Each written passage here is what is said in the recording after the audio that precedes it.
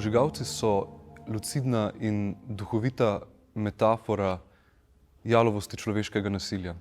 Jalovosti razlik, ki bazirajo na neki abstraktni ideologiji ali pa nekih družbenih pozicijah in vlogah, ki so nam dodeljene ne glede na našo izbiro.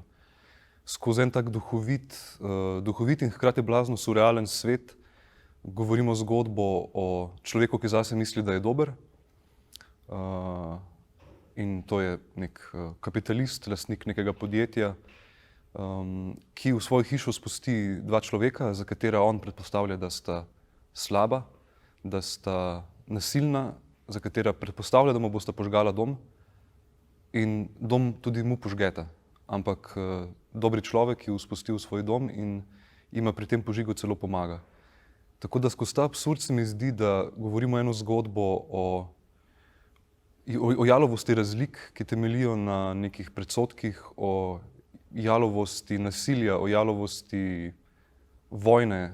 Max Frisch, avtor tega teksta, je bil med drugim tudi velik pacifist in predvsem pa Brechtov učenec. Tako da v bistvu gre za en surrealen svet, v katerem sta humor in smrt, torej humor in konec sveta, globoko povezana.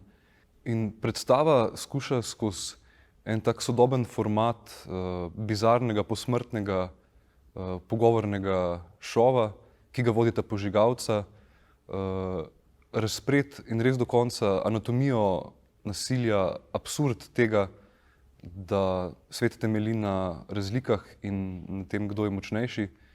In ja, skozi konec predstave odpira eno alternativo, eno opolnomočenje posameznika in daje en mogoče motiv za večjo družbeno odgovornost.